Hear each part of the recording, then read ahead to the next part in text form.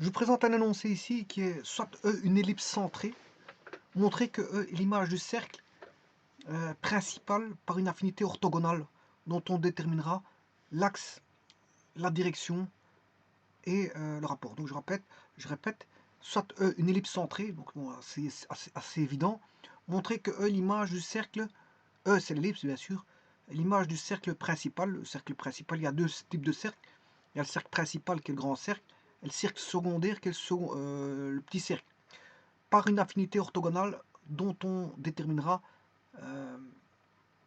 donc E est l'image du cercle principal par une affinité orthogonale dont on déterminera l'axe, la direction et le rapport. Alors tout d'abord, la définition, je vous rappelle la définition d'une affinité, c'est une transformation géométrique pour laquelle on a un point A qu'on appelle l'antécédent, qui va former une image. Bon, et cette image, elle est construite sur base d'objets existants qui existeront toujours lorsqu'il y aura une affinité. Je pense par exemple à l'existence d'un axe delta, qui est une direction, enfin, je m'excuse, une droite qui va donner la direction pour laquelle il y aura, ce sera la direction de l'affinité. Et on aura bien sûr un axe pour lequel l'intersection de la droite passant par le point A, enfin par le point pour lequel on recherche l'image, parallèle bien sûr à la direction donnée delta, sur l'axe D, cette intersection va donner un centre d'homothétie. Voilà. Et on fait ça pour tous les points. Donc si vous voulez, vous allez chercher une droite parallèle à delta passant par A, vous avez O1. Vous allez chercher une droite parallèle à delta passant par B, l'intersection avec l'axe D donnera D, enfin, O2, je m'excuse. Bon, je recommence parce que je me suis un petit peu emmêlé les pinceaux dans ce que j'ai expliqué. Donc, voilà, ici j'ai un antécédent qui est A, un deuxième antécédent qui est B, un troisième antécédent qui est C. La figure, vous aurez remarqué qu'elle forme un triangle. Hein. Ça forme un triangle, je vais le tracer tout de suite.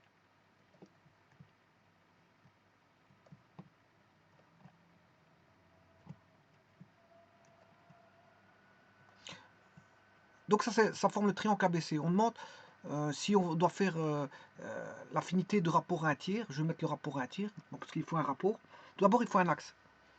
Alors, vous allez prendre A est un antécédent. Donc, pour chercher son image, elle doit être parallèle à un axe donné, qui est enfin, à une direction donnée, je m'excuse. Elle doit être parallèle à une direction donnée. La direction est donnée par une droite. Hein. Parallèle à une direction donnée. Donc, si je fais la parallèle à delta passant par A, qui coupe l'axe D, elle coupe l'axe D en O1. Ensuite, je fais une parallèle passant par B, coupant l'axe, une parallèle passant par B, mais parallèle à delta, coupant l'axe D en O2, et une parallèle à delta passant par C, coupant l'axe D en O3. Et là, vous avez trois centres d'homothétie. O1, O2, O3, et vous devez appliquer, bien sûr, l'homothétie. On aura OM, K fois OM. Alors K, c'est un rapport qui est différent de 0, est égal à OM'. Et c'est comme ça qu'on... Ça, c'est une homothétie, hein, mais vous devez faire l'homothétie pour quand je dis M, M, ça va être A, donc M', ça va être A'. Quand je dis... C'est un M variable. Hein. Quand je dis B, enfin, si M vaut B, M' vaudra B'. Si M vaut C, M' vaudra C'. Donc c'est le rapport. Donc O. Et alors O c'est O1, soit O1, O2, O3. Donc ici dans ce cas-ci, j'ai pris un rapport K qui vaut 1 tiers. K vaut 1 tiers. Vous faites 1 tiers de O1A, c'est O1A', il est là. Le tiers il est là. Puis vous faites le tiers de OB, c'est O2B', et un tiers de OC, c'est O3C'. Mais là, c'est donné en vectoriel. Je ne suis pas obligé de travailler en vectoriel. Et donc, la transformation va donner, si vous voulez, un nouveau triangle, qui est la transformation par une affinité d'axe delta. Et, enfin, je m'excuse, chaque fois je dis axe, mais alors, delta, c'est une direction. Chaque fois je dis axe pour delta, mais en fait, l'axe, c'est D. L'axe, c'est D. Chaque fois, je me trompe. Donc, je répète. le triangle A, donc A c'est l'image, A c'est l'antécédent de A', et A' est l'image de A par une transformation géométrique qui est l'affinité de direction, cette fois-ci je ne me trompe pas, de direction delta et d'axe D, avec un rapport d'homothétie K donné. Voilà. En fait, donc le B' c'est l'image de B par l'affinité géométrique de direction delta et d'axe D, et C' est l'affinité géométrique d'axe D et de direction delta et de rapport K. Ils sont tous les trois de rapport K. Donc il faut trois choses pour avoir une affinité. Il faut une direction donnée par une droite, hein, qui est delta. Il faut un axe qui est donné par une droite. Donc il y a deux droites dedans. Et on a de ce fait là des centres d'homothétie, plusieurs centres d'homothétie parce qu'on a plusieurs points qui sont décalés, hein, chacun des points est décalé, donc ils ont des centres d'homothétie différents, et donc fatalement un rapport d'homothétie. Voilà. Et donc on a, comme on a des images de points, ben, les antécédents formant un triangle. Les antécédents formant un triangle, je vais vous montrer, c'est le triangle ici. Les antécédents vont former un triangle qui est là, ça c'est le triangle de l'antécédent. Eh bien, va donner par une transformation qui est l'affinité de rapport de direction delta et d'axe D et de rapport d'homothétie K, eh bien, va donner ce triangle-là en orange. Le triangle bleu va donner le triangle en orange par une affinité géométrique. Bien sûr, ici, l'angle est quelconque. Hein. Alors, si l'angle vaut 90 degrés, on a une affinité orthogonale. Si on a 90 degrés, on a une affinité orthogonale. Mais ce n'est pas le cas ici. Alors, un cas de figure a déjà été traité par GeoGebra. Allez voir la vidéo. J'ai traité ce cas de figure avec des triangles. Voilà, et ça a donné ceci. Ça provient de GeoGebra. Bon, j'ai fait ça au travers de GeoGebra. La vidéo a été faite. Et là, on a une affinité géométrique. Si vous voulez, de rapport, j'ai pris K égale 1 tiers. K égale 1 tiers. Alors, la direction, elle est là. L'axe D, il est là. Le triangle antécédent, il est là. Et le triangle image, il est là. Là, vous avez tout. Donc, en fait, qu'est-ce qui s'est passé? Ben, il s'est déplacé. Il s'est déplacé. Mais en plus de ça, il a subi des transformations. Voilà, le triangle n'est plus le même triangle. Hein. Pas de conservation de distance, du coup, ok, si c'est. Hein. Voilà, le triangle s'est transformé. Alors, justement, la question va poser justement sur l'affinité, parce que voici la question. Soit une ellipse E centrée, bon, ça c'est facile. Montrer que E est l'image du cercle principal, donc il faut le cercle principal. Il faut montrer que l'image de l'ellipse, enfin, montrer que E est l'image du cercle principal. Bon, qu'est-ce que ça veut dire? Par une affinité, bien sûr. Hein. Ben, il faut faire la même chose qu'ici. Faire la même chose qu'ici. C'est-à-dire que vous avez, voilà, ceci va devenir une ellipse par une affinité. Par une affinité, voilà, ça c'est le cercle principal, c'est le grand cercle de l'ellipse.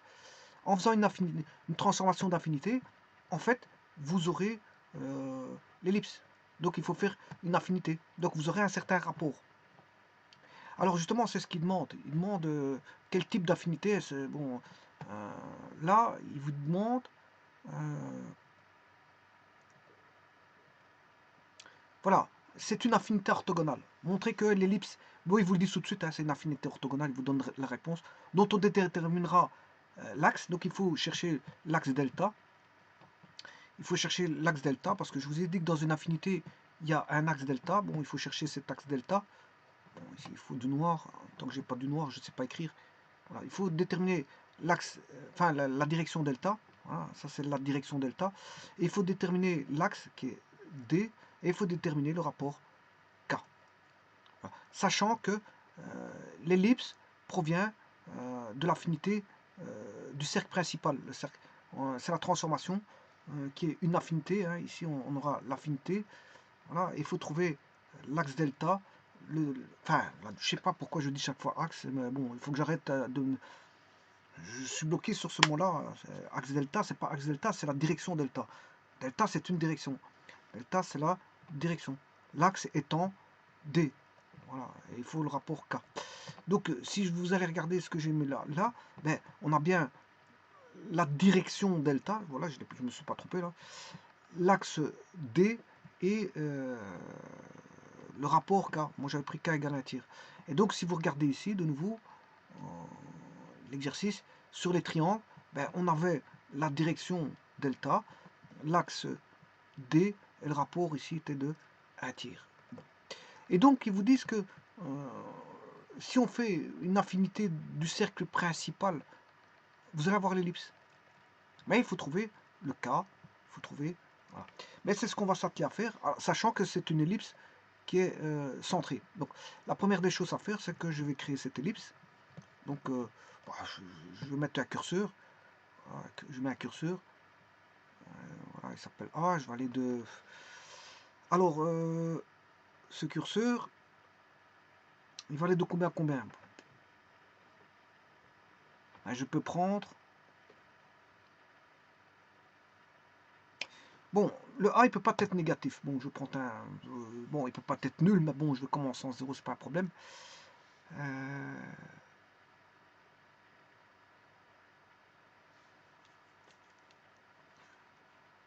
Bon. On va aller mettre jusque... Allez, 30. C'est bon. 30, je vais mettre... Ça, c'est le A.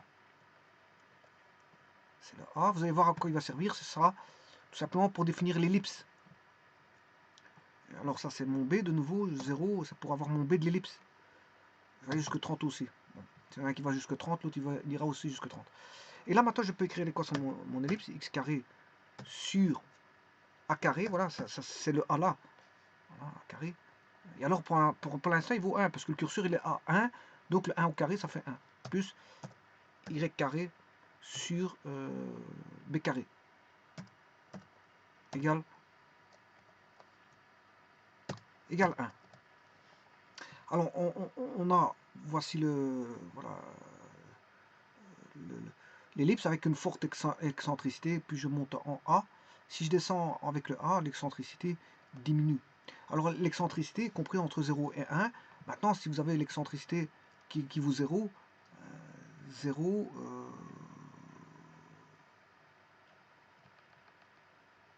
oui. Normalement, 0, c'est un cercle, ou un point.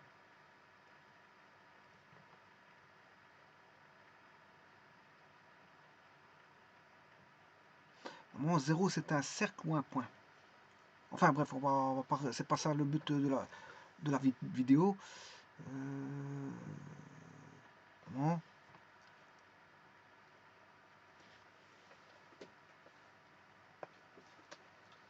Bon, normalement, l'excentricité, c'est C sur A. Bon, C sur A. Pour avoir 0, l'excentricité vaudra 0.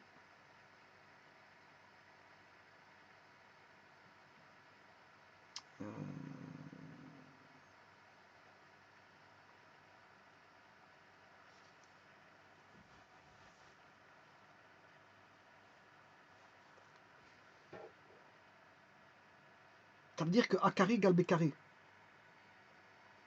Si C vaut 0, A carré égale B carré. Donc, c'est-à-dire que... Je vais aller chercher, par exemple... alors, on va mettre...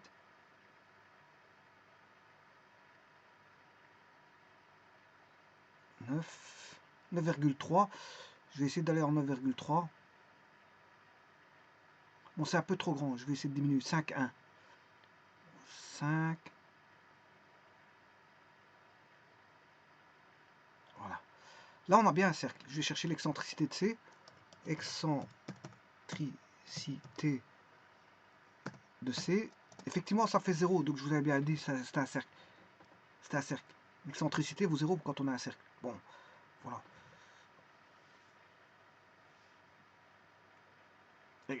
L'excentricité d'un cercle, c'est 0. C'est normal parce que l'excentricité donne voilà, l'allongement de l'ellipse. Maintenant, si 0, ça veut dire qu'il n'y a pas d'allongement.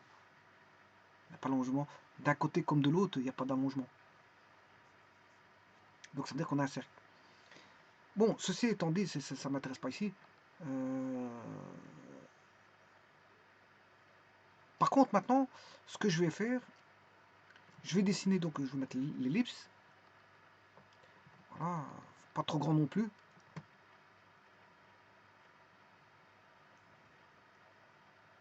voyez que l'excentricité varie.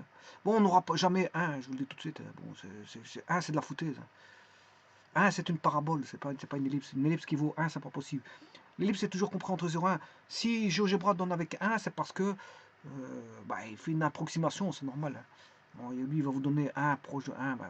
Vous n'aurez jamais voilà, 1 pour l'excentricité, pour une ellipse en tout cas. Parce que l'excentricité est compris entre 0 non inclus et 1 non inclus. 1, c'est une parabole. Oui, c'est une parabole. Et 0, c'est un cercle. Voire peut-être même un point. Voire peut-être un point. Il faudrait que je regarde. Enfin, bref. Enfin, ceci étant dit, on va construire le cercle de grand diamètre qui nous intéresse. X carré plus Y carré égale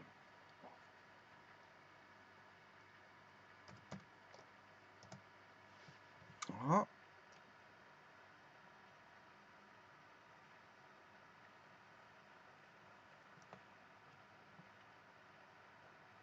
Bon, attention que si le B devient plus grand que le A, le cercle de grand diamètre devient un petit cercle. Hein. C'est normal. Il est grand en cercle quand A plus grand que B. Parce que si vous dépassez B plus grand que A, le grand cercle devient un petit cercle. Hein. Il devient un cercle secondaire. Hein. Si B plus grand que A, comme l'ellipse est verticale, le B devient le petit cercle. Enfin, le A devient le petit cercle. Le rayon A devient le petit. Et le cercle secondaire de rayon A. Bon, alors c'est pour ça que je dois travailler que voilà, cette ellipse-là. On va pas faire deux cas de figure, on va faire que uniquement. De toute façon, pour l'autre côté, c'est la même chose. Hein. Que je prenne l'ellipse horizontale verticale, ça va être la même chose. Bon, simplement, il y aura une rotation de 90 degrés par rapport à l'ellipse horizontale. Alors maintenant, la première des choses à voir, c'est que mais on a une affinité orthogonale. Pourquoi? Parce que c'est l'énoncé qui le... De toute façon, ça se voit tout de suite. Voilà, on a une affinité orthogonale. Voilà. Donc, ce qui veut dire que l'affinité orthogonale, qu'est-ce qui sera la direction? La direction sera, si vous voulez, l'axe Y. La direction sera suivant l'axe Y. Donc on aura une affinité suivant l'axe Y qui est l'axe delta. Voilà. Donc on a défini l'axe... on a trouvé, je veux dire, suivant quelle direction, pour autant qu'ils mettent la couleur, voilà. Je cherche après la couleur. La direction, c'est suivant l'axe delta. Et l'axe delta, c'est l'axe des Y. Donc OY constitue l'axe delta. Donc on a défini l'axe Y. Maintenant, qui sera l'axe D? Donc ça c'est l'axe OY, ou si vous voulez, X égale 0, parce que OY c'est X égale 0.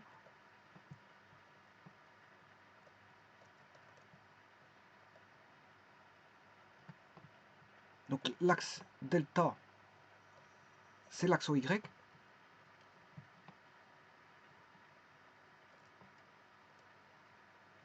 Et c'est la droite X égale 0. Bon. Alors maintenant, on va chercher l'axe. Ça, c'est la direction. Maintenant, l'axe, elle va être donnée tout simplement. Vous aurez compris que c'est assez simple. Hein. Elle va être donnée par l'axe OX.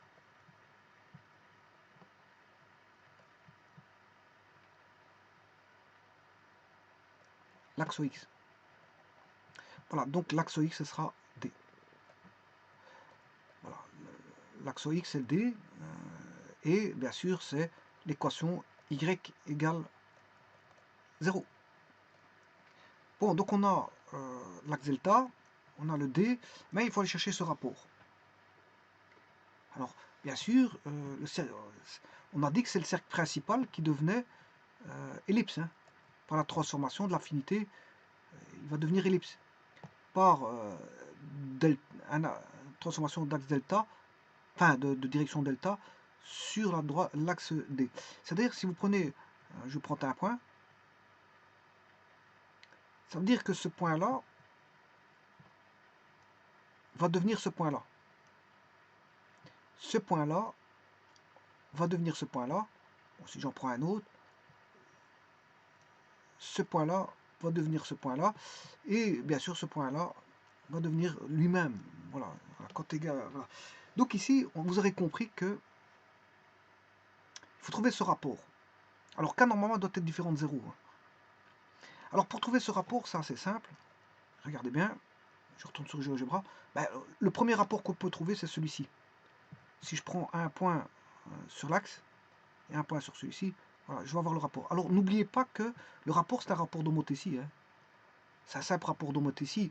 Donc ce qui veut dire que si vous mettez, par exemple ici, je mets M, donc le M', parce que c'est le cercle principal M, le point du cercle, qui va devenir un point de l'ellipse M'. Donc on aura OM fois le rapport qu'il faut trouver, est égal à OM'. Voilà, c'est le rapport d'homothétie qu'il faut trouver. Voilà. Alors pour ça, je vais aller chercher quelque chose de très facile, c'est ce point-là. Voilà, parce que ça on connaît, hein, on connaît la valeur ici, et on connaît la valeur là.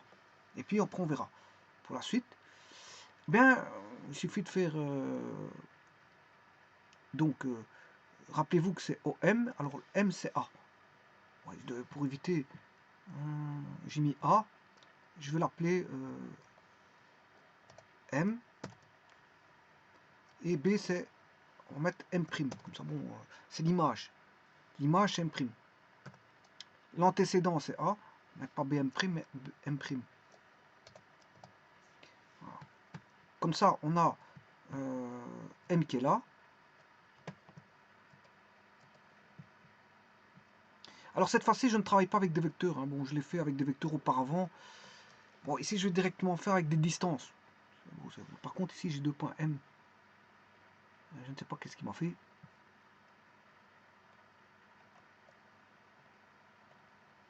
Bon, je vais chercher l'intersection. Je vais effacer ce point. J'ai déjà un point là.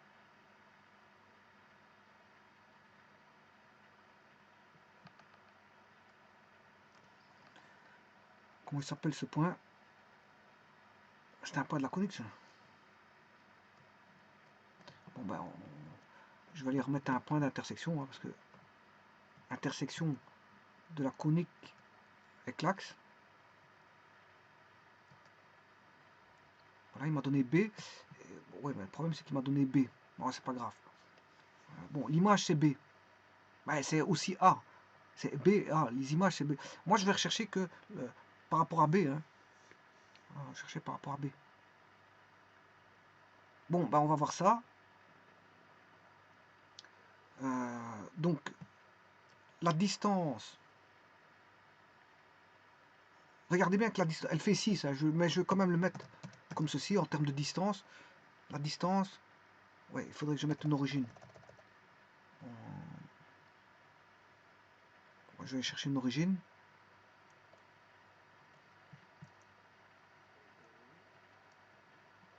Ouais, il n'a pas couru. L'origine c'est O en général. J'espère qu'il n'a pas pris le point O auparavant. Voilà, ça c'est l'origine. Alors, regardez bien, donc le vecteur OM.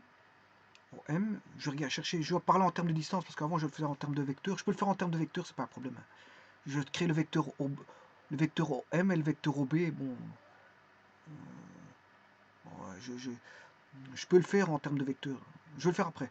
Ben, on va regarder déjà en termes de distance.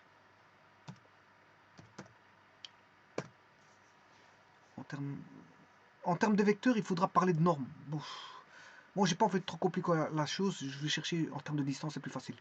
Voilà. De distance de O à M.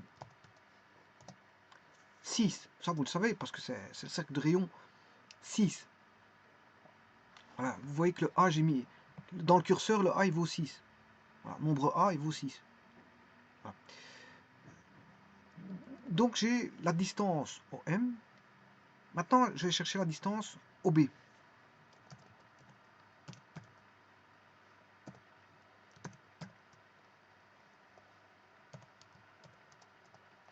Trois virgule quinze. Bon. Maintenant, bien sûr, le rapport K, ce qui veut dire que OM vaut en norme, en distance, hein, bon, ça fait 6, K fois 6, et j'ai 3,5 pour OM'. Donc ce qui veut dire que je peux trouver le rapport K égale 3,5 sur 6. Voilà.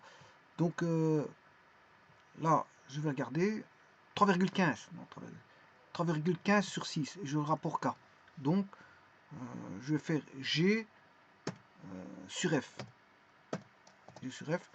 0,53. Le rapport, c'est ça. C'est ça. Le rapport, c'est ça. Alors, le G, qu'est-ce que c'est? Ben, c'est A. C'est A. G, c'est A. G, c'est A. Et F, ben, le F, c'est... comment on appelle ça c'est là où il y a le petit cercle. Hein. C'est-à-dire, le petit cercle, si vous le voulez, je peux vous montrer, c'est que c'est plus y carré égale b au carré. Voilà. Donc, ce qui veut dire que G, c'est A, F, c'est B. Et voilà, j'ai le rapport. Non, c'est pas possible. A. Non, alors c'est B sur A. Je vais faire l'inverse. 1 divisé par 1,9. Je vais regarder. Oui, c'est ça. Donc, je me suis trompé. C'est plutôt le rapport. C'est pas ça. C'est pas A sur B, mais B sur A. C'est l'inverse. C'est B sur A. Le rapport IV B sur A. Le rapport IV B sur A. 0,53. G sur F. Donc, maintenant, je vais voir si c'est bon. Je prends une droite. Regardez.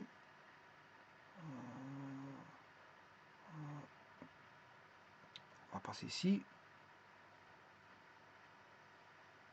Bon, je vais faire une droite parallèle parce que sinon... alors, je vais mettre la direction. Une droite qui passe par ici. Je prends une droite, enfin plutôt une parallèle. Oui, il faut que je mette un point sur l'ellipse. Je mets un point quelconque sur l'ellipse. Voilà. Je prends une droite, enfin plutôt une parallèle. Point, point, il passe par C et il est parallèle à ça. Voilà. Alors maintenant, je vais chercher le point d'intersection.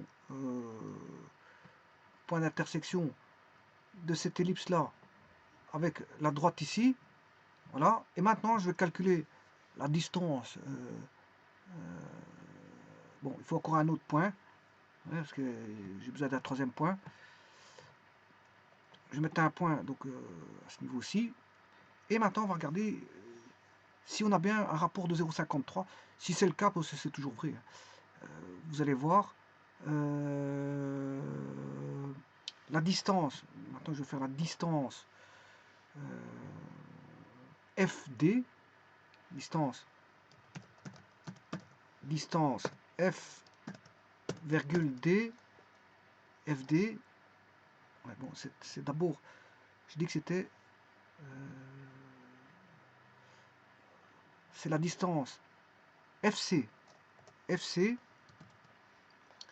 sur la distance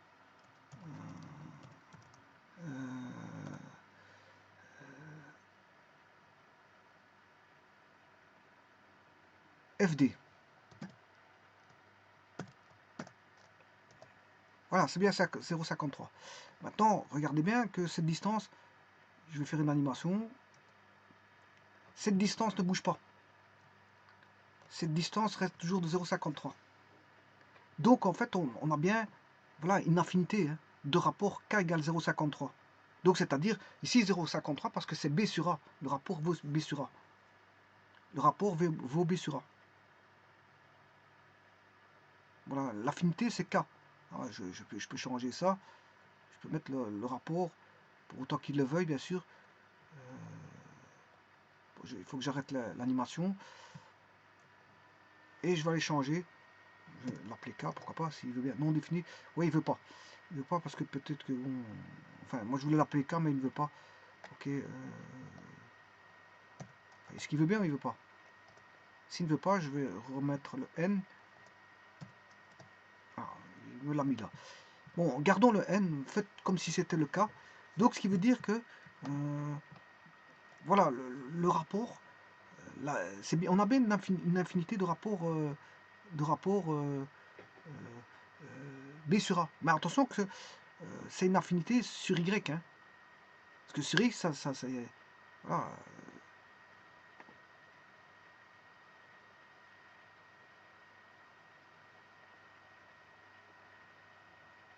D'accord, on a une affinité d'axe Y. D'axe Y, enfin, je m'excuse, de direction Y, de direction qui est celle de Y, mais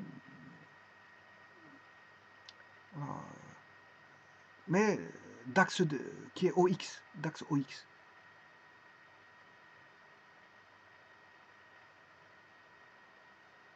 Et donc, vous voyez que ça se fait au-dessus et en dessous. Hein. Le rapport, il est le même que ce soit au-dessus et en dessous. Je peux faire, enfin, en dessous, je peux le faire. Hein.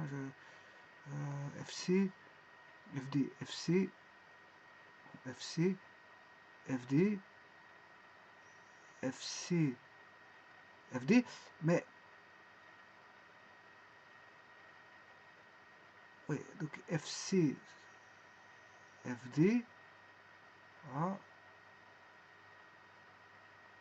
FC,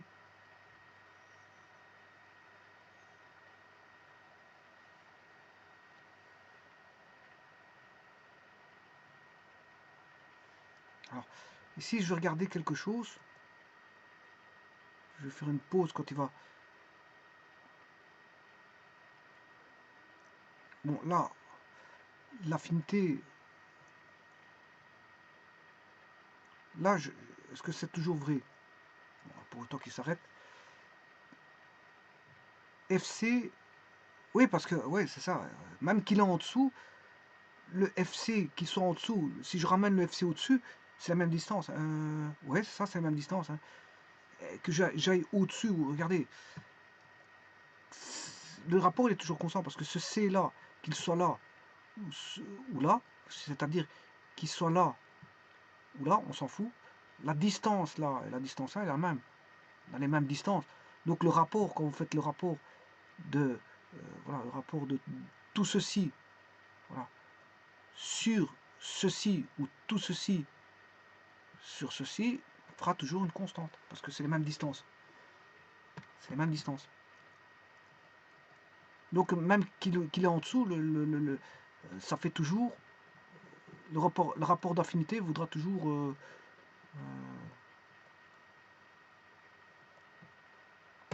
autant que il me laisse.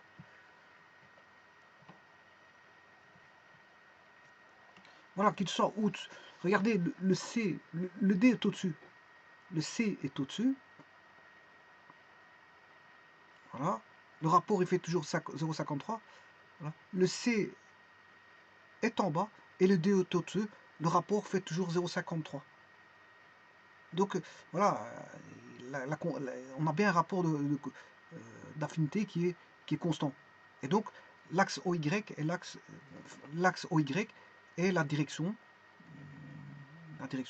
et la droite et l'axe OX est l'axe D de l'affinité dont le rapport vaut B sur A. B sur A. Ce qui veut dire en d'autres termes, je vais écrire ici l'affinité en mettant du texte bien sûr. Ouais, bah ici je sais pas si je pourrais le faire, je vais le faire sur ici, voilà. Donc l'affinité, ce qui veut dire que on aura quoi? On aura quoi? La transformation, ça, au niveau des coordonnées, si on a une coordonnée xy, on aura une affinité, ce qu'on appelle une affinité orthogonale. Les coordonnées vont devenir x, va rester x, hein, voilà, au travers de l'affinité orthogonale, l'affinité va donner, donc toujours, le x il ne bougera pas ici. Par contre, pour les y, il va donner B sur A, Y. B sur A, Y.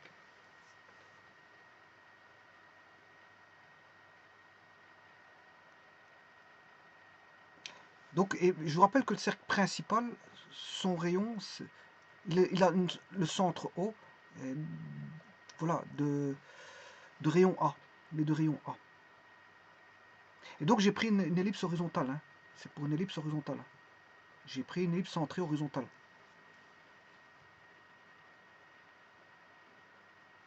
Voilà, je vous remercie.